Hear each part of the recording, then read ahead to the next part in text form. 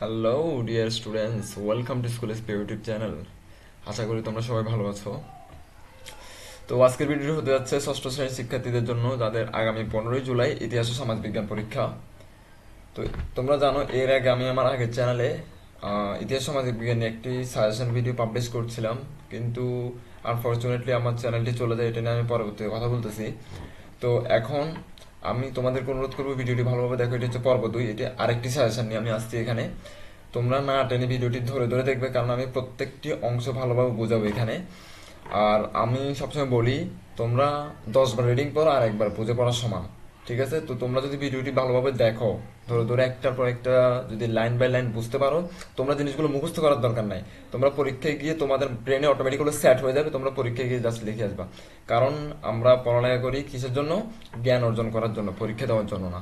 তো তোমরা শুধুমাত্র যে পরীক্ষা পাস করবা এই জন্য আমরা পড়বো এই আশায় বসে থাকবে, তাহলে লাইফে কিছু করতে পারবে না, জ্ঞান অর্জন করতে পারবে না। ভবিষ্যতে আমার মতো এরকম ভিডিও বানাতে পারবে না, না পারবে কোনো প্রাইভেট পড়াইতে, না পারবে কোনো চাকরি করতে। তো সেক্ষেত্রে আমি অনুরোধ করবো ধরে ধরে ভিডিওগুলো দেখো, বারবার দেখো, বারবার বুঝো, না পারলে আমাকে কমেন্টে প্রশ্ন করো। তো এখন যেটা হচ্ছে যে আমরা ভিডিও শুরু করার আগে কিছু কথা বলে নিই। সেটা হচ্ছে যে তোমরা অনেকে জানো, আবার অনেকে হয়তো জানো না, যে আমার গত চ্যানেল যেটি স্কুল স্পেস যেটি ছিল ওটি কিন্তু গতকাল 12ই জুলাই ইউটিউব থেকে সরাসরি রিমুভ করে দেওয়া হয়েছে, কোনো রকম ওয়ার্নিং ছাড়া। আমাকে কোনো রকম ওয়ার্নিং দেয় নাই তারা, যে এই কারণে তোমার চ্যানেলটি রিমুভ করা হয়েছে।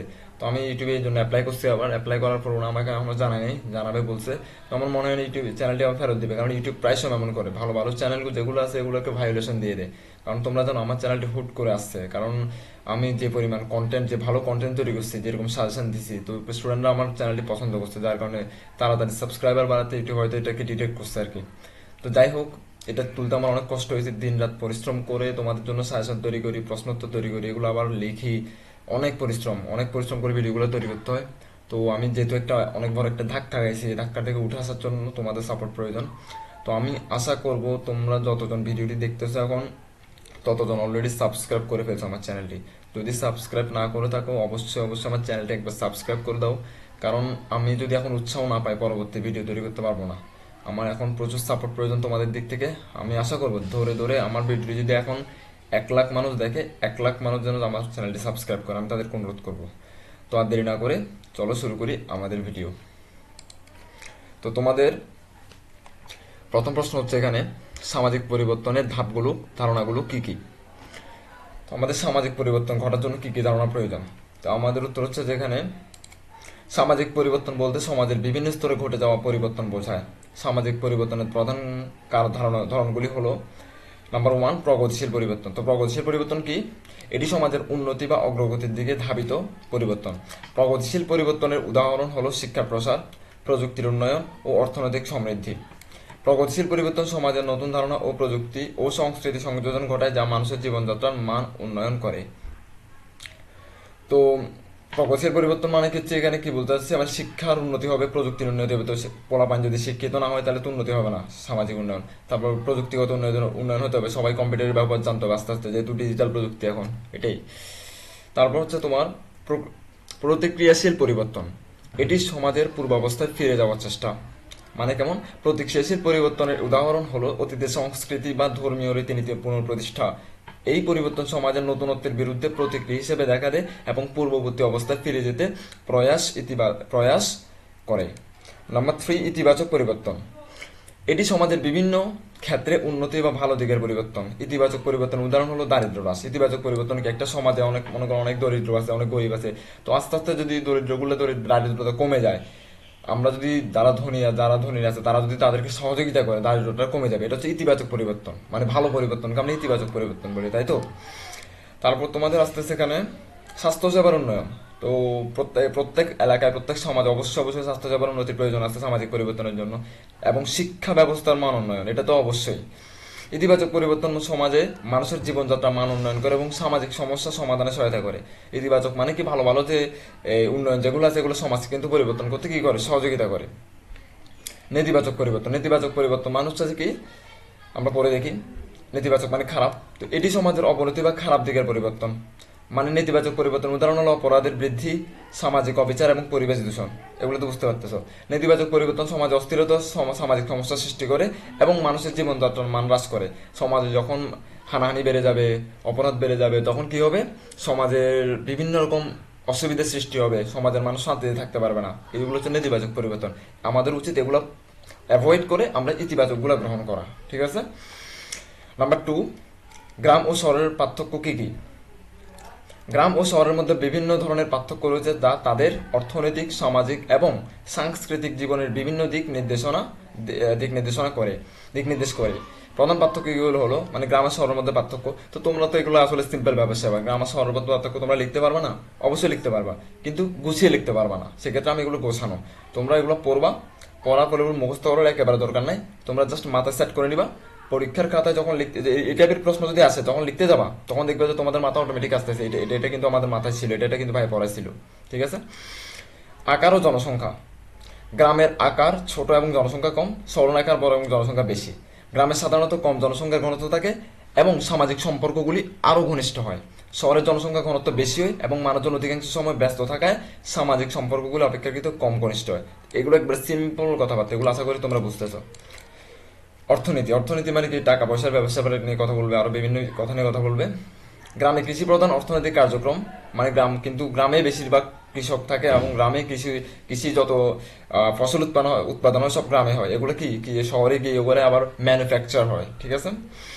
তারপর হচ্ছে যে শহরে শিল্প ও বাণিজ্য প্রধান, গ্রামে মানুষের প্রধান জীবিকা কৃষির উপর নির্ভরশীল, এটা সবাই জানো। যেখানে শহরে বিভিন্ন শিল্প, বাণিজ্যিক প্রতিষ্ঠান এবং সেবা খাতের কাজ প্রধান অর্থনৈতিক কার্যক্রম হিসেবে বিবেচনা করা হয়। নাম্বার 2, সুবিধা, মানে গ্রামে কি সুবিধা পাওয়া যায়, শহরে কি সুবিধা পাওয়া যায়। শহরে আধুনিক সুবিধা যেমন হাসপাতাল, শিক্ষা প্রতিষ্ঠান, বিনোদন কেন্দ্র ইত্যাদি, মানে এগুলো সব কিন্তু শহরে আমরা পাই। কিন্তু যারা গ্রামে থাকে, গ্রামে এই সুবিধা অনেক কম। শহরে উন্নত স্বাস্থ্যসেবা পাওয়া যায়, মানসম্পন্ন শিক্ষা পাওয়া যায়, বিনোদন, বিভিন্ন সুবিধা উপলব্ধ থাকে। তারপর হচ্ছে যেখানে গ্রামে এসব সুবিধার অভাব দেখা যায়, আমরা গ্রামে বলতে আসলে কিছু নেই। আগের থেকে ডিজিটাল বাংলাদেশ হওয়া একটু উন্নত হয়েছে, এখন গ্রামে এখন মনে করো ভালো ভালো শিক্ষা প্রতিষ্ঠান আছে। গ্রাম্য যে হসপিটাল যেগুলো আছে ওগুলো অনেক ভালো, এখন আস্তে আস্তে উন্নত হচ্ছে। পরিবেশ পরিবেশ নিয়ে অনেক, গ্রামের পরিবেশ সাধারণত সবুজ ও প্রাকৃতিক, কারণ আমাদের চারপাশে সবসময় গাছপালা থাকে, পুকুর থাকে, নদ নদী থাকে ইত্যাদি। কিন্তু শহরের বেশি শিল্পায়িত এবং দূষিত, কারণ প্রত্যেকটা জায়গায় জায়গায় বিল্ডিং, গাছপালার পরিমাণ একেবারেই নাই। গ্রামে প্রকৃতির সাথে সান্নিধ্য বেশি থাকে, মানুষের প্রাকৃতিক সৌন্দর্যের মাঝে বসবাস করে। শহরে শিল্পায়ন ও যানবাহনের কারণে বায়ু ও শব্দ দূষণ বেশি হয়। তো সামাজিক জীবন, মানে গ্রাম আর শহরের সামাজিক জীবন আসলে কেমন। গ্রামে সামাজিক বন্ধন দৃঢ়, অবশ্যই প্রত্যেকটা গ্রামে কিন্তু সমাজ আছে, আলাদা আলাদা অনেকগুলো বাড়ি নিয়ে একটা একটা সমাজ হয়, এবং মানুষ একে অপরের সাথে ঘনিষ্ঠ সম্পর্ক বজায় রাখে। যেখানে শহরের মানুষজন ব্যস্ত থাকায় সামাজিক সম্পর্ক তুলনামূলক কম ঘনিষ্ঠ হয়। গ্রামে বিভিন্ন সামাজিক অনুষ্ঠানে মানুষজন সক্রিয়ভাবে অংশগ্রহণ করে, মানে কি আমরা মনে করো বিয়ের একটা দাওয়াত হলে গ্রামে কিন্তু সমাজে সবাইকে দাওয়াত দেওয়া হয় ধরে ধরে। তারপর হচ্ছে যে একটা আত্মীয়তার সম্পর্কে একটু ঘনিষ্ঠ হয় যার কারণে, কিন্তু শহরে এগুলো হয় না। শহরে তো মনে করো তোমার উপরতলা নিচতলা অনেক সময় দেওয়া হলেও আমাদের আশেপাশের বিল্ডিং যেগুলো আছে ওগুলোতে কিন্তু আমরা তেমন, মানে আমরা এঙ্গেজ না, তেমন আমরা পরিচিত না। শহরে এগুলো তুলনামূলকভাবে কম, গ্রামে কিন্তু বেশি হয়, এটা বলতে চাচ্ছি আর কি। তারপর একে অপরকে সাহায্য করা, তা শহরে সামাজিক সম্পর্ক বেশি পেশাদার এবং আনুষ্ঠানিক হয়, মানে শহরের অনুষ্ঠানগুলো বেশি ফর্মালিটি মেনটেন করা। যা হোক, শহরে এখন আস্তে আস্তে মানুষের মধ্যে হয়ে গেছে, কারণ শহরের মানুষ এখন তুলনামূলকভাবে সবাই এঙ্গেজ, সবাই নিজেদের মধ্যে সম্পর্ক বজায় রাখার চেষ্টা করে। তারপর হচ্ছে তোমাদের 3 নম্বর প্রশ্ন, মানব সম্পদ উন্নয়নের উপায় কি কি। তো আমি আশা করবো তোমরা এগুলো স্ক্রিনশট নিয়ে নিচ্ছ, কারণ স্ক্রিনশট নিয়ে এগুলো প্র্যাকটিস করবা, কারণ অনেক সময় আবার স্ক্রিনশট নিলেও তোমরা বাসায় শুধু রিডিং করবা। আমি আশা করবো যে ভিডিওগুলো দেখার সাথে সাথে আমি যে বুঝাই দিচ্ছি এগুলো তোমাদের ব্রেনে সেট হচ্ছে, এটা তোমাদের অনেক কাজে আসবে সামনে। মানব সম্পদ উন্নয়ন একটি দেশ বা সমাজের উন্নতির জন্য অত্যন্ত গুরুত্বপূর্ণ। মানব সম্পদ উন্নয়নের প্রধান উপায়গুলি হলো, নাম্বার 1, শিক্ষা। মানব সম্পদ উন্নয়ন কিভাবে উন্নয়ন করা যায়, শিক্ষা দিয়ে উন্নত করতে হবে। প্রথমে একটা জাতিকে প্রথমে শিক্ষিত করতে হবে উন্নতির জন্য, তাই তো। শিক্ষা, মানসম্পন্ন শিক্ষা ব্যবস্থা। শিক্ষার মাধ্যমে ব্যক্তির জ্ঞান, দক্ষতা এবং মনোভাব উন্নয়ন করা হয়। ঠিক আছে। শিক্ষা মানুষের চিন্তা ভাবনা ও নৈতিক মূল্যবোধ গঠন করে এবং তাদেরকে সমাজের একজন সক্রিয় সদস্য হিসেবে গড়ে তোলে। মানসম্পন্ন শিক্ষা ব্যবস্থা একটি দেশের সার্বিক উন্নয়নের প্রধান মাধ্যম হিসেবে কাজ করে। শিক্ষা হচ্ছে জাতির মেরুদণ্ড। তোমার শিক্ষিত জাতি যদি না হয় তাহলে উন্নত জাতি কখনো হবে না। আগে নিজেকে শিক্ষিত করতে হবে। তো এই জন্য আমি একটা কথা বারবার বলি যে তোমরা খালি পরীক্ষার আশায় বসে থাকি যে পরীক্ষার আশায় প্রশ্ন আসবে, উত্তর আসবে, এগুলো আশা বসে থাকি যে তোমরা পড়ালেখা ছাড়িয়ে দিবে, এটা হবে না। তোমরা আগে বাসা করতে হবে, বই পড়ো, বই পড়ে এবং শাসনগুলো পড়ো, ধরে ধরে তোমাদের জ্ঞানটা বৃদ্ধি করো, জ্ঞানটা অর্জন করো, কথা কিভাবে বলতে হবে, গোছা কিভাবে লিখতে হবে, এগুলো শিখো। শিখার পরে গিয়ে যখন প্রশ্ন দিতে, তো অলরেডি অটোমেটিক পাবলিশ হচ্ছে, এখন সবাই পেয়ে যাচ্ছে আসলে। তো পরীক্ষায় গিয়ে তখন তোমরা বুঝে বুঝে লিখবে। আর প্রশ্নগুলো কিন্তু এখন জটিল হচ্ছে অনেক, মানে খুব গভীরভাবে চিন্তা ভাবনাগুলো প্রশ্নগুলো বানানো হচ্ছে, একটু জটিল হচ্ছে আবার একটু ফ্যাকাশে হচ্ছে। যাই হোক, তো এটা হচ্ছে কথা। নাম্বার 2, স্বাস্থ্য। স্বাস্থ্যসেবা এবং পুষ্টির উন্নয়ন। স্বাস্থ্য মানুষের জীবনের একটি গুরুত্বপূর্ণ দিক এবং স্বাস্থ্যসম্মত জীবনযাপন উন্নয়নশীল সমাজের জন্য অপরিহার্য। স্বাস্থ্যসেবার মাধ্যমে রোগ প্রতিরোধ, চিকিৎসা এবং পুনর্বাসন নিশ্চিত করা হয়। পুষ্টির মাধ্যমে মানুষের শারীরিক এবং মানসিক উন্নয়ন ঘটানো হয়। স্বাস্থ্য মানে কি? একটা তোমার মানব সম্পদ উন্নয়নের জন্য শিক্ষার পরে কিন্তু আছে স্বাস্থ্য, ঠিক আছে? তারপর এটা তো বুঝতে হবে। এবার প্রশিক্ষণ। তো প্রশিক্ষণ কি আবার? ওই যে শিক্ষার বাইরে যে এক্সট্রা প্রশিক্ষণ দেওয়া হয়, মনে করো নিজেকে দক্ষ করে যাওয়ার জন্য। তো মনে করো তোমাকে তোমাদের স্কুলে কিন্তু তোমাদের শেখানো হয় না, কম্পিউটার এখন শিখাচ্ছে না, অনেকে হয়তো অনেক স্কুলে শিখেছে, আবার অনেক স্কুলে শিখাচ্ছে না। তো সেক্ষেত্রে তুমি যদি কম্পিউটার স্কিল পারো, তুমি টাইপিং পারো, কম্পিউটারে কাজ করতে পারো, মাইক্রোসফট ওয়ার্ডে কাজ করতে পারো, এক্সেলে কাজ করতে পারো, সেক্ষেত্রে তোমার এটা আলাদা একটা দক্ষতা। এটাকে বলে তোমার এক্সট্রা কারিকুলাম অ্যাক্টিভিটি, ইংলিশে যদি বলি। আর এটাকে বলে প্রশিক্ষণ। এরকম আমাদের দরকার এখন প্রতিটা জায়গায় ভালো ভালো প্রশিক্ষণ দেওয়া, কম্পিউটার প্রশিক্ষণ থেকে শুরু করে আরো যেরকম ভলেন্টারি ওয়ার্ক যেগুলো আছে ওগুলো প্রশিক্ষণ থেকে শুরু করে সবগুলো প্রশিক্ষণ যদি তোমাদেরকে এখন দেওয়া হয়, এখন থেকে স্টুডেন্টরা অনেক চালু হয়ে যাবে, ঠিক আছে? তো বলছে কর্মমুখী প্রশিক্ষণ দক্ষতা বৃদ্ধি। আমি যেটা বললাম দক্ষতার কথা, কর্মমুখী প্রশিক্ষণের মাধ্যমে মানুষের কর্মদক্ষতা এবং কর্মসংস্থানের সুযোগ বৃদ্ধি করা হয়। এটি ব্যক্তির জীবিকা অর্জনের পাশাপাশি দেশের অর্থনৈতিক উন্নয়নে সহায়ক। দক্ষতা বৃদ্ধির জন্য বিভিন্ন প্রশিক্ষণ কর্মসূচি এবং কারিগরি শিক্ষা প্রদান করা হয়। ওই যেটা বললাম যে তোমাদের ওই বিভিন্ন কম্পিউটার পার্ক আছে, যে মানে তোমাদেরকে কম্পিউটার শেখানোর জন্য বলা হয় যে এখানে এত টাকা দিয়ে তোমরা কম্পিউটার শিখতে পারবা। শুধু এটা না, অনেক কিছু শেখানো হয়, অনেক কিছু। আমি তোমাদেরকে অনুরোধ করবো, এখন থেকে তোমরা শুধুমাত্র পড়ালেখা নিয়ে পড়ে থাকবে না যে আমি শুধু পড়ালেখা করবো। প্রত্যেকে একটা আলাদা একটা স্কিল তৈরি করার চেষ্টা করো যেটা অন্যদের কাছে নাই। তোমরা হয়তো অনেকে কম্পিউটার পারো না, তো কম্পিউটার শিখো। তো কম্পিউটার কিভাবে শিখবে ভাই? আমাদের কাছে তো কম্পিউটার নেই। তোমরা মোবাইল ইউটিউব দেখো কম্পিউটার কিভাবে চালাইতে হয়, কম্পিউটার এটা কিভাবে কাজ করতে হয়, এটা কিভাবে কাজ করতে হয়। আস্তে আস্তে তোমাদের ওই জ্ঞানগুলো অর্জন হইতেছে। টাইম ওয়েস্ট করবা না, টাইম ইজ মানি, ঠিক আছে? তারপর হচ্ছে যে সামাজিক সুরক্ষা, সামাজিক নিরাপত্তা ও সুরক্ষার ব্যবস্থা। সামাজিক সুরক্ষা ব্যবস্থার মাধ্যমে সমাজের দুর্বল ও প্রান্তিক জনগোষ্ঠীর জন্য সুরক্ষা ও সহযোগিতা প্রদান করা হয়। মানে কি? সামাজিক নিরাপত্তা। আমরা যে সমাজে বসবাস করি, আমাদের নিরাপত্তা অবশ্যই জানের নিরাপত্তার প্রয়োজন আছে, প্রাণের নিরাপত্তার প্রয়োজন আছে, আমাদের সব ধরনের নিরাপত্তার প্রয়োজন আছে। তো সামাজিক সুরক্ষারও প্রয়োজন আছে মানব সম্পদ উন্নয়নের জন্য, ঠিক আছে? এটি সমাজের জীবনের ঝুঁকি হ্রাস করে, এই যে আমাদের জীবনের ঝুঁকি কমায় এবং সামাজিক স্থিতিশীলতা নিশ্চিত করে। সমাজের সুরক্ষা ব্যবস্থা সমাজের প্রত্যেক সদস্যকে একটি সম্মানজনক জীবনযাপনের সুযোগ প্রদান করে। কি প্রদান করে? সামাজিক সুরক্ষা। সুরক্ষা মানে কি? নিরাপদ, সেফ, ঠিক আছে?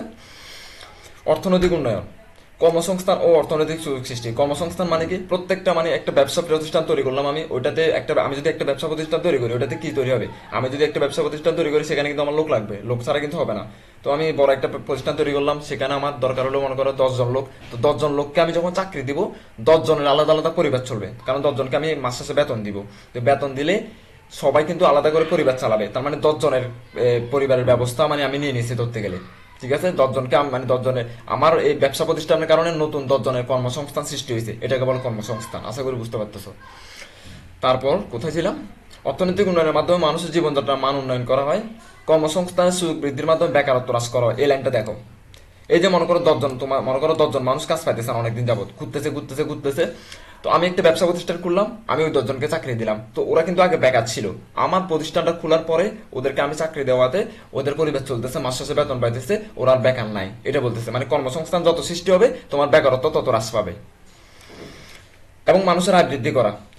কর্মসংস্থান মাধ্যমে মানুষের আয় বৃদ্ধি পাচ্ছে না, আমি যে ওদেরকে বেতন দিতে হবে না, ওদের আয় বৃদ্ধি পাচ্ছে না, মানে কি? অর্থনৈতিক উন্নয়ন হচ্ছে, কারণ আমি ওদেরকে টাকা দিচ্ছি, ওরা আমার এখানে কাজ করতেছে, আমার ব্যবসাটা বড় হচ্ছে, তার মানে অর্থনৈতিকভাবে উন্নত হচ্ছে, ঠিক আছে? অর্থনৈতিক সুযোগ সৃষ্টির মাধ্যমে উদ্যোক্তা উন্নয়ন এবং বিনিয়োগ সুযোগ বৃদ্ধি করা হয়। এবার আমরা 4 নম্বর প্রশ্ন চলে যাবো, একটু দ্রুত যাইতে হবে কারণ ভিডিওটা অনেক বড় হয়ে যাচ্ছে অলরেডি। নারীর ক্ষমতায়ন একটি সমাজের সার্বিক উন্নয়নের জন্য অত্যন্ত গুরুত্বপূর্ণ। নারীর ক্ষমতায়নের প্রধান উপায়গুলি কি কি? মানে নারীর ক্ষমতা প্রয়োজন আছে, এটা বলতে চাচ্ছে। কি কি নারীর ক্ষমতা পরে দেখি। নাম্বার 1 হচ্ছে শিক্ষা, নারীকে শিক্ষা দিতে হবে। নারীদের জন্য মানব সম্পদ শিক্ষা নিশ্চিত করা, শিক্ষার মাধ্যমে নারীদের জ্ঞান, দক্ষতা এবং আত্মবিশ্বাস বৃদ্ধি করা। নারীদের শিক্ষার মাধ্যমে তারা স্বনির্ভর হয়ে উঠতে পারে এবং সমাজে তাদের অবদান রাখতে সক্ষম হয়। মানব সম্পদ শিক্ষা নারীদের বিভিন্ন পেশায় প্রবেশের সুযোগ প্রদান করে। মানে শিক্ষা নারীদের জরুরি, এটা বলতে চাচ্ছে, এটা বিস্তারিত বলতে চাচ্ছি না এখন। অর্থনৈতিক সুযোগ, নারী উদ্যোক্তা ও কর্মসংস্থান সৃষ্টি। মানে নারী উদ্যোক্তা মানে কি, নারীরাও কি আমাদের মতো যেরকম আমরা ব্যবসা করি এরকম নারীরও অধিকার আছে। মানে ব্যবসার সিদ্ধান্ত নয়, ওটাকে বলে উদ্যোক্তা। উদ্যোক্তা মানে আসলে কি, এটা সিম্পলি বুঝাই দিই। উদ্যোক্তা মানে তুমি একটা ডিসিশন নিলা যে তুমি একটা স্কুল, বড় একটা কোচিং সেন্টার খুলবা, সেখানে অনেকগুলো স্টুডেন্ট পড়বে। তো এই কোচিং সেন্টারটা অনেক বড় হলো, তার মানে তুমি একটা উদ্যোক্তা। মানে তুমি কারো আন্ডারে চাকরি করো না, তুমি উল্টা চাকরি দাও, ওটাকে বলে উদ্যোক্তা। তুমি চাকরি করো না, তুমি দাও চাকরি, কারণ তোমার কোচিং সেন্টার চালাইতে হলে তোমাকে কয়েকজনকে চাকরি দিতে হবে, শিক্ষকদেরকে চাকরি দিতে হবে, ঠিক আছে? তুমি হচ্ছে উদ্যোক্তা, এটাকে বলে উদ্যোক্তা। তারপর আমরা অর্থনৈতিক সুযোগে চলে যাই। নারীদের অর্থনৈতিকভাবে স্বাবলম্বী করতে বিভিন্ন কর্মসংস্থানের সুযোগ সৃষ্টি করা হয়। নারী উদ্যোক্তার জন্য সহজলভ্য ঋণ, প্রশিক্ষণ এবং বাজারজাতকরণের সুযোগ প্রদান করা হয়। অর্থনৈতিক স্বাবলম্বিতা নারীদের সামাজিক অবস্থানের উন্নয়ন ঘটায় এবং তাদের ক্ষমতায়ন করে। আইন আইনগত সুরক্ষা, নারীর প্রতি সহিংসতা রোধে আইনগত ব্যবস্থা। নারীদের বিরুদ্ধে সহিংসতা, হয়রানি এবং বৈষম্য প্রতিরোধে কঠোর আইন ও নীতিমালা প্রণয়ন করা। আইনগত সুরক্ষা নারীদের নিরাপত্তা নিশ্চিত করে এবং তাদেরকে সমাজে সমান অধিকার ও মর্যাদা প্রতিষ্ঠা করে। নারীর প্রতি সহিংসতা প্রতিরোধে সামাজিক সচেতনতা বৃদ্ধি করা। এটা সিম্পলি বুঝাই দিই। তো এখানে তোমার হচ্ছে যে নারীদের যে নিরাপত্তার প্রয়োজন আছে, হ্যাঁ, আমাদের মা বোনদের যে নিরাপত্তার প্রয়োজন আছে, তার জন্য আইনটা আরো কঠোর করা প্রয়োজন। মানে আইন অলরেডি কঠোর আছে নারীদের জন্য, এটা বলতে চাচ্ছে, মানে আইনানুগ ব্যবস্থা, এগুলোর কথা আর কি। তারপর হচ্ছে তোমাদের সামাজিক সচেতনতা নারীদের জন্য। নারীর অধিকারের প্রতি সামাজিক সচেতনতা বৃদ্ধি করা, মানে যে নারীর যে অধিকার আছে এটা কি, এটার জন্য সামাজিক সচেতনতা বৃদ্ধি করতে হবে। কেমনে? নারীর অধিকার ও মর্যাদা সম্পর্কে সমাজের সকল স্তরের সচেতনতা বৃদ্ধি করা। সামাজিক সচেতনতা নারীদের প্রতি দৃষ্টিভঙ্গি পরিবর্তন করে এবং তাদেরকে সম্মানজনক জীবনযাপনের সুযোগ প্রদান করা। মানে কি, নারীরা এটা করতে পারবে না, ওটা করতে পারবে না, বিভিন্ন ধরনের কথা আছে না। তো এখানে বইয়ের ভাষায় বলতে চাচ্ছে যে তাদের জন্য কি সুযোগ সৃষ্টি করা হোক এবং তাদের আমাদের দৃষ্টিভঙ্গিটা বদলানো হোক, যে তারা এটা আসলে করতে পারবে, আমরা যা করতে পারবো তারাও করতে পারবে। তারপর হচ্ছে তোমাদের নেতৃত্বের সুযোগ, নারীদের নেতৃত্বের সুযোগ প্রদান। নারীদের বিভিন্ন সামাজিক, রাজনৈতিক এবং অর্থনৈতিক ক্ষেত্রে নেতৃত্বের সুযোগ প্রদান করা হয়। নারীদের নেতৃত্বের মাধ্যমে তারা সমাজের সিদ্ধান্ত গ্রহণের প্রক্রিয়ায় সক্রিয়ভাবে অংশগ্রহণ করতে পারে এবং তাদের মতামত প্রকাশ করতে সক্ষম হয়। নারীর নেতৃত্ব সমাজের সার্বিক উন্নয়নে গুরুত্বপূর্ণ ভূমিকা পালন করে। মানে নারীদেরও নেতৃত্ব দেওয়া দরকার আছে, মানে নারীরাও এমপি হবে, নারীরাও মন্ত্রী হবে। অলরেডি আমাদের প্রাইম মিনিস্টার তো নারী। তারপর হচ্ছে তোমার উন্নয়নশীল দেশের বৈশিষ্ট্য কি কি? মানে উন্নয়নশীল একটা দেশ উন্নত, আমাদের বাংলাদেশ কিন্তু উন্নয়নশীল দেশ। উন্নয়নশীল মানে কি, কথাটা বলি। উন্নত এক কথা, উন্নয়নশীল আরেক কথা। উন্নত মানে হচ্ছে যে অলরেডি এটা উন্নত হয়ে গেছে, মানে অলরেডি ডেভেলপড। আর উন্নয়নশীল মানে হচ্ছে ডেভেলপিং, মানে কি উন্নত হচ্ছে, আরো সামনে হবে, এখনো কন্টিনিউ, ঠিক আছে? উন্নয়নশীল দেশগুলি কিছু সাধারণ বৈশিষ্ট্য রয়েছে যা তাদের অর্থনৈতিক, সামাজিক এবং রাজনৈতিক অবস্থান নির্দেশক। উন্নয়নশীল দেশের প্রধান বৈশিষ্ট্যগুলো হলো অর্থনৈতিক দারিদ্র্য।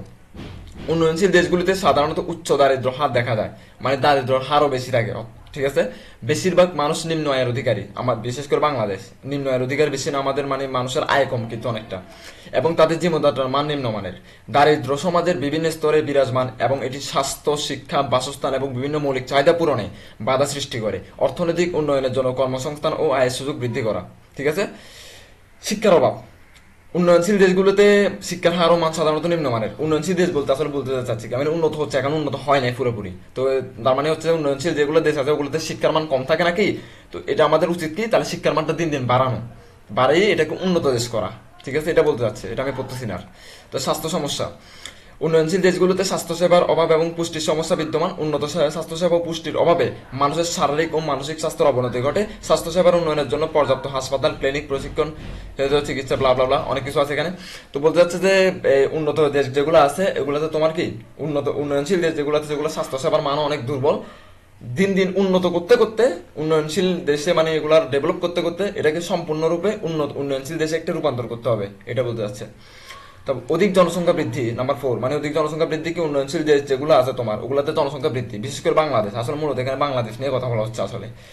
উন্নয়নশীল দেশগুলোতে জনসংখ্যা বৃদ্ধির হার উচ্চ। অধিক জনসংখ্যার বৃদ্ধি অর্থনৈতিক সম্পদ ও পরিবারের উপর চাপ সৃষ্টি করে এবং জীবনের মান হ্রাস করে। জনসংখ্যা নিয়ন্ত্রণের জন্য পরিবার পরিকল্পনা, জনসংখ্যা শিক্ষার প্রচার এবং স্বাস্থ্যসেবা প্রদান জরুরি। নাম্বার 5, অর্থনৈতিক বৈষম্য। উন্নয়নশীল দেশগুলিতে অর্থনৈতিক বৈষম্য প্রচলিত। উচ্চ আয়ের শ্রেণী এবং নিম্ন আয়ের শ্রেণীর মধ্যে বৈষম্য বিদ্যমান। অর্থনৈতিক বৈষম্য কমানোর জন্য ধনী ও গরিবের মধ্যে সম্পদের সুষম বন্টন, কর্মসংস্থানের সুযোগ বৃদ্ধি এবং সামাজিক সুরক্ষা ব্যবস্থার কার্যকর করা প্রয়োজন। অর্থনৈতিক বৈষম্য বলতে কি, আমাদের এলাকায় বা আমাদের সব জায়গায় বলো, দেশের প্রত্যেকটা ক্ষেত্রে কিছু আছে অনেক ধনী আর কিছু আছে অনেক গরিব। তো এটা ব্যালেন্স করতে হবে না? ব্যালেন্স করতে হলে কি করতে হবে? দান সদকা করতে হবে। যারা মানে অনেক বড় লোক তারা যদি গরিবদেরকে দান সদকা করে, তাহলে জিনিসটা এভাবে সমানে চলে আসবে। এটা বলতে হচ্ছে অর্থনৈতিক বৈষম্য বজায় রাখতে হবে, কর্মসংস্থান বৃদ্ধি করতে হবে, এগুলো আর কি। তারপর হচ্ছে তোমাদের সামাজিক সমস্যা। উন্নয়নশীল দেশগুলোতে সামাজিক সমস্যা যেমন বেকারত্ব বেশি, আমাদের দেশে অপরাধ বেশি, তারপর হচ্ছে এবং সামাজিক অবিচার বিদ্যমান। সামাজিক সমস্যার সমাধানে সরকার ও সমাজের বিভিন্ন স্তরে সক্রিয় অংশগ্রহণ প্রয়োজন। সবার অংশগ্রহণে এটা সমস্যাটা সমাধান হবে। সামাজিক সমস্যা সমাধানের জন্য সচেতনতা বৃদ্ধি, সামাজিক ন্যায় বিচার প্রতিষ্ঠা এবং আইনের শাসন নিশ্চিত করতে হবে। আমি আশা করবো তোমরা এগুলো বুঝতে পারতেছো। তারপর আমরা 6 নম্বর প্রশ্নে চলে যাই। সামাজিক আন্দোলনের কারণগুলো কি কি, মানে সামাজিক আন্দোলন কেন হয়? সামাজিক আন্দোলনের বিভিন্ন কারণ রয়েছে যা মানুষকে একটি নির্দিষ্ট উদ্দেশ্য ও অধিকার আদায়ের জন্য একত্রিত করে। প্রধান কারণগুলি কি কি আমরা এটা লিখি। অসাম্য কি? অর্থনৈতিক ও সামাজিক অসাম্য সামাজিক আন্দোলনের একটি প্রধান কারণ। অর্থনৈতিক অসাম্য মানুষের জীবনের মান হ্রাস করে এবং সমাজে বৈষম্য সৃষ্টি করে। সামাজিক অসাম্য বিভিন্ন শ্রেণী, লিঙ্গ এবং সম্প্রদায়ের মধ্যে বিদ্যমান হতে পারে, যা মানুষকে আন্দোলনে উদ্বুদ্ধ করে। ঠিক আছে। অবিচার, বিচারহীনতা, মানবাধিকার লঙ্ঘন ও সামাজিক আন্দোলনের আরেকটি কারণ। মানুষের মৌলিক অধিকার যেমন বাক স্বাধীনতা মানে কি? কথা বলার স্বাধীনতা, তুমি সব জায়গায় কথা বলতে পারবা, এটা। মত প্রকাশের স্বাধীনতা, ওই আমি সব জায়গায় কথা বলতে পারবো, এটাই। তারপর হচ্ছে ন্যায় বিচার পাওয়ার অধিকার লঙ্ঘিত হলে মানুষ আন্দোলন অংশগ্রহণ করে। মানবাধিকার লঙ্ঘন ও অবিচার রোধে আন্দোলন সমাজের ন্যায় বিচার ও সমতা প্রতিষ্ঠা সহায়ক। মানে কি, কোনো অবিচার হলে তখনই সমাজের আন্দোলন বাড়ে। আর আসলে প্রশ্নটা মিনিং কি এটা বুঝে দিই। সামাজিক আন্দোলন বলতে মানে সমাজে কখন কখন আন্দোলন হয়, শুধু সমাজে না, রাষ্ট্র আন্দোলন হচ্ছে না হয়তো। আন্দোলন কেন হয়? আন্দোলন হয় যে মানে কোন একটা জিনিসটা অবিচার হইতেছে, এটা ঠিক হইতেছে না, এটা আমাদের মত নাই, তখন গিয়ে আন্দোলন হয়। মানে কোন একটা অপরাধ হইতেছে, কোন একটা খারাপ কাজ হইতেছে, কোন একটা বৈষম্য হইতেছে, তখন গিয়ে আন্দোলন হয়। ঠিক আছে। তো আমি আশা করি আমরা আশা করি বুঝতে পারতেছি, মানে তোমাদেরকে বুঝতে পারতেছি আমি এটা। তারপর হচ্ছে যে অবিচার, এটা তো বললাম। বৈষম্য, লিঙ্গ, জাতি ও ধর্মীয় বৈষম্য সামাজিক আন্দোলনের একটি প্রধান কারণ। লিঙ্গ বৈষম্য নারীদের অধিকার হ্রাস করে এবং তাদের সামাজিক ও অর্থনৈতিক সুযোগ সীমিত করে। জাতিগত ও ধর্মীয় বৈষম্য মানুষের মধ্যে বিভেদ সৃষ্টি করে এবং সামাজিক সংঘর্ষের কারণ হয়। এই বৈষম্য রোধে সামাজিক আন্দোলন কার্যকর ভূমিকা পালন করে। বৈষম্য মানে কি এটা বুঝিয়ে দিই। বৈষম্য মানে এখানে বলতে যাচ্ছে যে, মনে করো আমাদের দেশে প্রায় সময় এটা বলা হয় যে মানে নারীরা দুর্বল, পুরুষরা সবল, মানে পুরুষরা যা করতে পারবে নারীরা তা করতে পারবে না। তো এখন বইয়ের ভাষায় আমাদেরকে বলতে যাচ্ছে জিনিসটা, আমি তোমাদেরকে বুঝিয়ে দিচ্ছি। বইয়ের ভাষায় বলতে যাচ্ছে কি, নারী এবং পুরুষের সমান অধিকার। সোজা কথা হচ্ছে এটা, মানে এটা বলতে যাচ্ছে যে নারীরা পুরুষরা যে অধিকার পাবে সমান পাবে, নারীরা সেম অধিকার পাবে, তাদেরকে কোনো ভিন্ন চোখে দেখা হবে না, একই দৃষ্টিভঙ্গি দিয়ে দেখতে হবে, এটাই কথা হচ্ছে। এটা বইয়ের ভাষার কথা আর কি। তারপর অধিকার বাঞ্ছনা, মৌলিক অধিকার ও সুযোগ থেকে বাঞ্ছনা মানুষকে সামাজিক আন্দোলনে অংশগ্রহণ উদ্বুদ্ধ করে।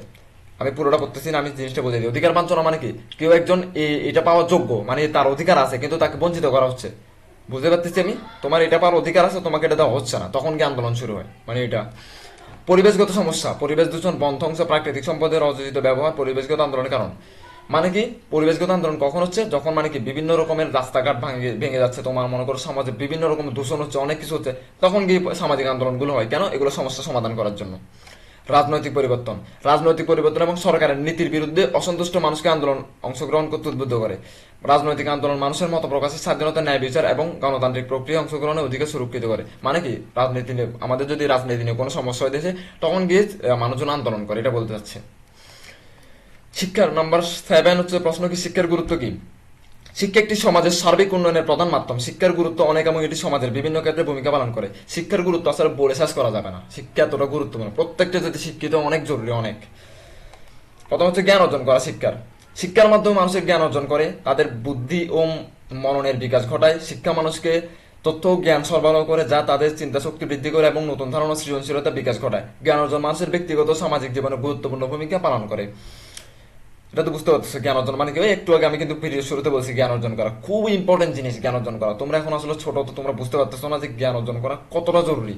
যখন আস্তে আস্তে বড় হবা, যখন আস্তে আস্তে মনে করো ক্লাস 10 উঠবা, ইন্টার উঠবা, তখন বুঝবা ঠেলা যে আমি কেন ঠিক মতো পড়ালেখা করিনি। পড়ালেখাটা আজকে করলে এত কিছু হইতো না। শুধু তো আমি বারবার বলতেছি জিনিসটা, শুধুমাত্র পরীক্ষার প্রশ্ন এগুলো পাওয়ার আছে, যদি তোমরা দেখে দেখে পরীক্ষা দিয়ে আসো, কিছু করতে পারবে না। ভালো করে বইটা পড়ো, ওরা জ্ঞান অর্জন করো, সাজেশনগুলো যেগুলো দিচ্ছে এগুলো পড়ো, দেখবা যে আস্তে আস্তে জ্ঞান অর্জন হবে। পরীক্ষা তখন ভালো করলো কি না করলো কি, তোমার তো জ্ঞান অর্জন হয়ে গেছে। ঠিক আছে। দক্ষতা বৃদ্ধি, দক্ষতা মানে কি ওই এক্সট্রা কারিকুলাম অ্যাক্টিভিটি থাকা, যে কোনো একটা মানে কাজ ভালো পারো। শিক্ষার মাধ্যমে মানুষের কর্মমুখী দক্ষতা বৃদ্ধি করা হয়। কর্মমুখী দক্ষতা মানুষের কর্মজীবনে সফলতা অর্জনের জন্য অপরিহার্য। শিক্ষা বিভিন্ন পেশাগত দক্ষতা অর্জনের সুযোগ প্রদান করে এবং কর্মসংস্থানের সম্ভাবনা বৃদ্ধি করে। দক্ষতার বৃদ্ধি অর্থনৈতিক উন্নয়নের জন্য গুরুত্বপূর্ণ। দক্ষতা মানে কি একটা, আমি একবার বলছি এটা, যে কোনো একটা বিষয়ে খুব এক্সপার্ট হওয়া, মানে কম্পিউটার চালাতে পারা। শুধু কম্পিউটার না, আসলে অনেক কিছু আছে, ভলেন্টারি ওয়ার্ক মানে তুমি মানুষের সেবা করা, তারপর হচ্ছে যে আরো অনেক এক্সট্রা কারিকুলাম আছে যেগুলো আমি আসলে মাথায় আসতেছে না এখন, যেগুলো মানে পড়ালেখার বাইরে, এগুলো পড়ালেখার ভিতর না। এগুলো যদি অর্জন করে রাখতে পারো এখন থেকে, ভবিষ্যতে গিয়ে অনেক উন্নতি সাধন করতে পারবা। চেতনা বৃদ্ধি, চেতনা কি? শিক্ষার মাধ্যমে মানুষের সামাজিক ও রাজনৈতিক চেতনা বৃদ্ধি করা হয়। শিক্ষা মানুষকে সমাজের বিভিন্ন সমস্যা সম্পর্কে সচেতন করে এবং তাদের সমাধান সক্রিয় ভূমিকা পালন করতে উদ্বুদ্ধ করে। চেতনা বৃদ্ধির মাধ্যমে মানুষ সমাজের উন্নয়নে অংশগ্রহণ করে এবং ন্যায় বিচার ও সমতা প্রতিষ্ঠা সহায়ক হয়। অর্থনৈতিক উন্নয়ন করে। শিক্ষা অর্থনৈতিক উন্নয়নের একটি প্রধান মাধ্যম। তো অর্থনীতি উন্নয়ন হবে অর্থনীতি উন্নয়ন কারা কারা? শিক্ষিত মানুষরা। অশিক্ষিতরা তো পারবে না এটা, তাই না? তো এর জন্য শিক্ষিত মাস্ট। শিক্ষার মাধ্যমে মানুষের কর্মমুখী দক্ষতা অর্জন করে এবং কর্মসংস্থানের সুযোগ বৃদ্ধি করে। ওই যে কর্মসংস্থান আমি প্রথমে বুঝাইছি, এই জন্য আর বুঝাচ্ছি না এখন। শিক্ষা উদ্যোক্তা উন্নয়ন ও বিনিয়োগের সুযোগ বৃদ্ধি করে। বিনিয়োগ, এই কথাটা আমি গত পর্বে বুঝাইছি খুব সুন্দর করে, মানে আমাদের আগের ভিডিওতে আমি দিয়ে দিচ্ছি মনে হয় নতুন চ্যানেলে আমার। তো অর্থনৈতিক উন্নয়নের মাধ্যমে সমাজের জীবনের মান উন্নয়ন করা হয়। তারপর হচ্ছে সামাজিক উন্নয়ন হয় শিক্ষার মাধ্যমে। শিক্ষার মাধ্যমে সমাজের বিভিন্ন স্তরে উন্নয়ন ঘটানো হয়। শিক্ষা নারীর ক্ষমতায়ন, সামাজিক ক্ষমতায়ন, পরিবেশ সচেতনতা বৃদ্ধি করে। সামাজিক উন্নয়নের মাধ্যমে সমাজের শান্তি শৃঙ্খলা এবং স্থিতিশীলতা প্রতিষ্ঠা করা হয়। তবে তো মানব সম্পদ উন্নয়ন, শিক্ষার মাধ্যমে মানব সম্পদ উন্নয়ন করা হয়। মানব সম্পদ উন্নয়ন একটি সমাজের সার্বিক উন্নয়নের জন্য অত্যন্ত গুরুত্বপূর্ণ। শিক্ষা মানুষের জ্ঞান, দক্ষতা এবং মানসিক গুণাবলী বৃদ্ধি করে, যা সমাজের বিভিন্ন ক্ষেত্রে উন্নয়ন ঘটায়। তোমরা এখানে দেখছো আমি অনেকগুলো পয়েন্ট দিচ্ছি না, এতগুলো দরকার নাই, তো তোমরা জাস্ট করে নিবা, পরীক্ষা মাথা যা আছে তা লিখবা। তোমরা জিনিসটা জানতে পারতো এটাই অনেক, তোমরা জিনিসটা বুঝতে পারতো, শিখতে পারতো, এটাই এনাফ, আর কিচ্ছু না। ঠিক আছে। তারপর প্রশ্ন নাম্বার 8 হচ্ছে যে পরিবেশের দূষণের কারণ ও প্রতিকার কি কি? উত্তর: পরিবেশ দূষণ বর্তমান বিশ্বের একটি প্রধান সমস্যা, যা মানুষের স্বাস্থ্য এবং প্রাকৃতিক পরিবেশের উপর বিরূপ প্রভাব ফেলে। পরিবেশ দূষণের প্রধান কারণ এবং প্রতিকারগুলি হলো কি কি? পরিবেশ দূষণের কারণ: শিল্প বর্জ্য। শিল্প কারখানার বর্জ্য পদার্থ ও রাসায়নিক নিষ্কাশন সরাসরি পরিবেশে ফেলা হয়, যা জল, বায়ু এবং মাটি দূষণ করে। এই বর্জ্য পদার্থে ক্ষতিকারক রাসায়নিক ও ভারী ধাতু বস্তু থাকে, যা মানুষের স্বাস্থ্যের জন্য ক্ষতিকর। এটা বুঝতে পারছো? শিল্প বর্জ্য মানে কি? শিল্প কারখানার যে রকমের বর্জ্য পদার্থ আছে, রাসায়নিক এই কেমিক্যাল আছে, সবগুলো কোথায় ফেলা হয়? মনে করো সাগরে ফেলা হয়। ঠিক আছে, সাগরে ফেলা হয়। তারপর আবার এগুলো যে উপরে ধোঁয়া যেগুলো ওঠে, এগুলো কি পরিবেশের ক্ষতি করতেছে, এগুলো বলতেছে। যানবাহনের ধোঁয়া, এটা তো আসলে যানবাহন মানে কি? আমাদের গাড়ি ঘোড়া যেগুলো চলে, এগুলো ধোঁয়া। তো এটা এখানে ব্যাখ্যা করছে, আমি পড়তেছি না এখানে। মানে কি আমাদের যানবাহনে এগুলো তোমার কার্বন মনোক্সাইড, নাইট্রোজেন অক্সাইড এবং অন্যান্য ক্ষতিকর গ্যাস, এগুলো আমাদের কি পরিবেশে ছেড়ে দেয়। এগুলো আমরা কি নিঃশ্বাসের মাধ্যমে গ্রহণ করি না, আমরা যখন নিঃশ্বাস নেন এগুলো ঢুকতেছে না আমাদের সাথে, তো এগুলো আমাদের ক্ষতি করতেছে, এটা বলছে পরিবেশে ক্ষতি করতেছে। প্লাস্টিক ব্যবহার মানে কি? তো পরিবেশে আমরা তো পলিথিন ব্যবহার করি, এটার কথা বলছে, যে শুধু পলিথিন না, কত রকমের প্লাস্টিকের জিনিস ব্যবহার করি, এগুলো আমরা ইউজ করে ফেলাই দিই, তো এগুলো পরিবেশের অবশ্যই ক্ষতি করতেছে, কারণ প্লাস্টিক সহজে পৌঁছে না তোমার। ঠিক আছে। কৃষি রাসায়নিক মানে কি? তোমার এখন কৃষিতে মনে করো বিভিন্ন কীটনাশক প্রয়োগ করা, কীটনাশক যদি প্রয়োগ না করে আমরা একটা ফল খাইতে পারবো না, এখন এই অবস্থা হয়ে গেছে। কারণ প্রত্যেকটা ফলে এখন কি পোকার আক্রমণ এত বেশি যে যদি কীটনাশক না মারা হয় তাহলে দেশের খাদ্যের অভাব শুরু হয়ে যাবে। এই অবস্থা হয়ে গেছে আমাদের, মানে আমরা এখন এমন একটা পর্যায়ে আছি, আমরা সামনেও গাইতে পারতেছি না, পিছনেও যাইতে পারতেছি না, এই অবস্থা হয়ে গেছে। এটা হচ্ছে কৃষি রাসায়নিকের, মানে এটা ব্যবহার আসলে কমানোর দরকার আছে, এটা বলতে চাচ্ছে। বনভূমি ধ্বংস মানে কি? গাছপালা কেটে ফেলা। তো কিছুদিন আগে বাংলাদেশে এটা নিয়ে কিন্তু আন্দোলন হয়েছিল, প্রচুর পরিমাণ গাছ কেটে ফেলা হয়েছে, যার কারণে আমরা গরমে অবস্থা খারাপ হয়ে গেছে আমাদের সবার, কি পরিমাণ গরম পড়ছে কিন্তু। তো এগুলো কেন হচ্ছে? গাছ কেটে ফেলার কারণে, বন ধ্বংস করার কারণে। তো আমাদের উচিত কি? এগুলো কমানো, গাছপালা বেশি বেশি করে লাগানো এবং কি গাছপালা কাটা থেকে বিরত থাকা। ঠিক আছে। এবার পরিবেশ দূষণের প্রতিকার মানে কি? মানে এইটা বন্ধ করতে হলে কি কি আমাদের করণীয়? নাম্বার হচ্ছে শিল্প বর্জ্য নিয়ন্ত্রণ করা। তো আমি আশা করবো তোমরা এগুলো স্ক্রিনশট নিচ্ছ একটা একটা। তো শিল্প বর্জ্য নিয়ন্ত্রণ করা মানে কি? এই যে শিল্প কারখানার যে বর্জ্য যেগুলো আছে, এগুলো আমরা নিষ্কাশনের জন্য অন্য ব্যবস্থা গ্রহণ করা। তো এখানে কি বলছে? শিল্প কারখানা বর্জ্য শোধনাগার স্থাপন করে এবং বর্জ্য পদার্থ পুনর্ব্যবহার করে পরিবেশ দূষণ কমানো যায়। এছাড়াও শিল্প প্রতিষ্ঠানগুলোকে কঠোর পরিবেশগত নীতিমালা অনুসরণ করতে বাধ্য করা উচিত, মানে সরকার কর্তৃক এগুলো বাধ্য করা উচিত যে তোমরা এগুলো সরাসরি নদীতে সাগরে ফেলাইতে পারবে না, তোমরা দরকার হলে আলাদা একটা ব্যবস্থা করো নিষ্কাশনের জন্য। যানবাহন নিয়ন্ত্রণ: পরিবেশ বান্ধব যানবাহনের ব্যবহার বৃদ্ধি করা উচিত, যেমন বৈদ্যুতিক যানবাহন ও সাইকেল ব্যবহার করার সাইকেলের ব্যবহার বাড়ানো। তারপর হচ্ছে যানবাহনের ধোঁয়া নিয়ন্ত্রণের জন্য ক্যাটালিটিক কনভার্টার ব্যবহার করা উচিত, বা পাবলিক ট্রান্সপোর্ট ব্যবহার উন্নত করা উচিত। পাবলিক ট্রান্সপোর্ট মানে কি বাস ব্যবহার করা উচিত বেশি। আমাদের এখানে প্রাইভেট কার বেশি ব্যবহার করে, বাইক ব্যবহার করে। এগুলা তো মনে করো তোমার 50টা প্রাইভেট কারে যতগুলা যাত্রী হবে, একটা বড় বাস ততগুলো যাত্রী হবে। তো 50টা প্রাইভেট কার থেকে অনেকগুলো ধোঁয়া বেরোচ্ছে না, তো ওগুলো পরিবেশের ক্ষতি করতেছে না। তো সবাইকে যদি একটা বাসে আনা যায়, তো একটা বাস থেকে তো অল্প ধোঁয়া বেরোচ্ছে, মানে এটা তো আর বেশি ক্ষতি করতে পারছে না, এটা বলতে চাচ্ছে। এটার জন্য কিন্তু অবশ্যই আমাদের পাবলিক ট্রান্সপোর্টটা উন্নত করতে হবে। আমাদের দেশের পাবলিক ট্রান্সপোর্টের তো যে অবস্থা। যাই হোক, আমরা প্লাস্টিক ব্যবহারের হ্রাসে চলে যাই এখন। প্লাস্টিক ব্যবহারের হ্রাস মানে কি আমাদের পলিথিন ব্যবহারটা কমাই দিতে হবে, অন্য একটা বিকল্প পদ্ধতি বের করতে হবে। এটা বলতে চাচ্ছে তোমরা এটা ধরে ধরে পড়ে নিবা, পড়তেছি না কারণ দেরি হয়ে যাচ্ছে, ভিডিওটা লম্বা হয়ে গেছে অলরেডি। জৈব কৃষি প্রচলন। জৈব কৃষি মানে কি, এটা সিম্পলি বুঝাই দিই। জৈব কৃষি মানে কি সরাসরি রাসায়নিক সার ব্যবহার না করে নিজেরা জৈবিক সার তৈরি করা। ঠিক আছে, এরকমের মধ্যে কি আছে আমি দেখিনি। প্রাকৃতিক কীটনাশক ব্যবহার করা। জৈব কৃষি পরিবেশের ভারসাম্য রক্ষা করে এবং মাটির উর্বরতা বৃদ্ধি করে। জৈব কৃষি মানে নিজেরা অনেক কিছু তৈরি করা যায়, কিন্তু ইউটিউবে দেখলে পাওয়া যায় যে এই গাছে এই পোকাটা ধরছে, এই পোকাটা যদি আমি দমন করতে চাই কিভাবে করতে হবে রাসায়নিক ছাড়া জৈবভাবে, তো ওনারা শিখে দিবে এটা বাসায় এটা করো, এভাবে করে তুমি ইউজ করো, দেখবা যে ওইটা যা পরিবেশের কোনো ক্ষতি হচ্ছে না, তোমরা যে ফল খাবা ওইটাতে কোনো ক্ষতি নেই। ঠিক আছে। বনায়ন। বনায়ন মানে কি বেশি বেশি করে গাছ লাগানো এবং গাছ কাটা কমে ফেলা, এটা হচ্ছে বনায়ন। সিম্পলি বুঝাই দিছি, তোমরা রিডিংটা ধরে ধরে পড়বা এবং বোঝার চেষ্টা করবা। ঠিক আছে। প্রশ্ন 9 হচ্ছে যে জাতীয় ঐক্যের গুরুত্ব কি। জাতীয় ঐক্য একটি দেশের সার্বিক উন্নয়নের জন্য অত্যন্ত গুরুত্বপূর্ণ এবং জাতীয় ঐক্যের গুরুত্ব নিম্নরূপ। সামাজিক স্থিতিশীলতা। জাতীয় ঐক্য কি? জাতীয় ঐক্য সমাজের স্থিতিশীলতা ও শান্তি নিশ্চিত করে। জাতীয় ঐক্য বজায় থাকলে সমাজের বিভিন্ন শ্রেণী, সম্প্রদায় এবং জনগোষ্ঠীর মধ্যে সহাবস্থান ও সহযোগিতা বৃদ্ধি পায়, যা সমাজের স্থিতিশীলতা নিশ্চিত করে। অর্থনৈতিক উন্নয়ন। জাতীয় ঐক্য একটি দেশের অর্থনৈতিক উন্নয়নের জন্য অপরিহার্য। ঐক্যবদ্ধ সমাজের কর্মসংস্থান, উৎপাদনশীলতা এবং বিনিয়োগ সুযোগ বৃদ্ধি পায়, যা অর্থনৈতিক উন্নয়নের সহায়ক। জাতীয় ঐক্য অর্থনৈতিক সম্পদের সুষম বন্টন নিশ্চিত করে, যা দারিদ্র্য হ্রাস করে। সোজা বাংলায় বুঝাই দিই, জাতীয় ঐক্য মানে কি একসাথে থাকা, মানে আলাদা আলাদা ছুটে ছুটে না থেকে সবাই একসাথে হয়ে কাজ করে, এটাকে বলো জাতীয় ঐক্য। রাজনৈতিক স্থিতিশীলতা। জাতীয় ঐক্য একটি দেশের রাজনৈতিক স্থিতিশীলতা বজায় রাখে। ঐক্যবদ্ধ সমাজের সরকারের কার্যক্রম এবং নীতিমালা কার্যকরভাবে বাস্তবায়িত হয়ে, যা রাজনৈতিক স্থিতিশীলতা নিশ্চিত করে। রাজনৈতিক স্থিতিশীলতা দেশীয় ও আন্তর্জাতিক পর্যায়ে দেশের ভাবমূর্তি বৃদ্ধি করে, মানে আমাদের রাজনীতি যত উন্নত হবে বাইরের দেশে তত আমাদের সম্মান বাড়বে, এটা বলতে যাচ্ছে। জাতীয় এটা কিভাবে সম্ভব? জাতীয় ঐক্যের মাধ্যমে, একসাথে একজোট হয়ে কাজ করলে। আলাদা আলাদা যদি কাজ করে তাহলে এটা সম্ভব না। সামাজিক নিরাপত্তা। জাতীয় ঐক্য সমাজের প্রতিটি সদস্যের জন্য সামাজিক নিরাপত্তা ও সুরক্ষা নিশ্চিত করে। ঐক্যবদ্ধ সমাজে মানুষ একে অপরের প্রতি সহযোগিতা ও সহানুভূতি প্রদর্শন করে, যা সামাজিক নিরাপত্তা নিশ্চিত করে। সামাজিক নিরাপত্তা সমাজের দুর্বল ও প্রান্তিক জনগোষ্ঠীর জন্য বিশেষভাবে গুরুত্বপূর্ণ। ঠিক আছে। সাংস্কৃতিক বৈচিত্র্য। জাতীয় ঐক্য সমাজের সাংস্কৃতিক বৈচিত্র্য সংস্করণ ও প্রচার করে। ঐক্যবদ্ধ সমাজে বিভিন্ন সাংস্কৃতিক ভাষা ও ধর্মের সহাবস্থান ও সমন্বয় ঘটে, যা একটি দেশের সাংস্কৃতিক ঐতিহ্য সংরক্ষণ করে। সাংস্কৃতিক বৈচিত্র্য জাতীয় ঐক্য পরিচয়ের অংশ হিসেবে কাজ করে। এগুলো আসলে পয়েন্টগুলো একটু কঠিন আছে, সবগুলো পড়ার দরকার নেই, তোমরা জাস্ট বুঝে বুঝে কয়েকটা পড়বা, বুঝলেই হলো। জাতীয় নিরাপত্তা। জাতীয় ঐক্য একটি দেশের সার্বভৌমত্ব ও নিরাপত্তা নিশ্চিত করে। ঐক্যবদ্ধ সমাজে বাহ্যিক শত্রুর বিরুদ্ধে প্রতিরোধ গড়ে তোলা সহজ এবং দেশের নিরাপত্তা নিশ্চিত করা যায়। জাতীয় নিরাপত্তা বজায় রাখতে জনগণের ঐক্য সংহতি অপরিহার্য। এই জিনিসটা আমি বুঝে দিই এবার। এখানে বলতে যাচ্ছে যে তোমার জাতীয় ঐক্য যদি আমরা থাকি, বাইরের শত্রু প্রবেশ করতে পারবে না। সোজা বাংলা বুঝে দিই, তোমরা 5 ভাই, তোমরা 5 ভাই যদি একত্রিত থাকো, তোমাদের বাইরে কেউ কিছু করতে পারবে না। ঠিক আছে, এরকম আর কি। তো আমাদের দেশের মানুষ যদি সবাই একসাথে হয়ে যায়, সব রাজনৈতিক সংগঠন বলো সবকিছু যদি একজোট হয়ে যায়, তাহলে বাইরের কোন শত্রু আমাদের আক্রমণ করতে পারবে না, কারণ আক্রমণ করার আগে 100 বার চিন্তা করবে যে তারা কিন্তু একজোট আছে, আমাদের অবস্থা টাইট করে ফেলবে, এরকম আর কি। তারপর 10 নম্বর প্রশ্ন চলে যায়, বাংলাদেশের মুক্তিযুদ্ধের গুরুত্ব কি। এটা ইম্পর্টেন্ট প্রশ্ন, কিন্তু এটা আসবে বলতে আসলে এই টাইপের প্রশ্ন আসবে আর কি, এটা পুরো বই আসবে না, কারণ তোমাদের এগুলো জানার দরকার আছে। প্রশ্ন পরীক্ষার জন্য পড়লে লাভ হবে না খালি।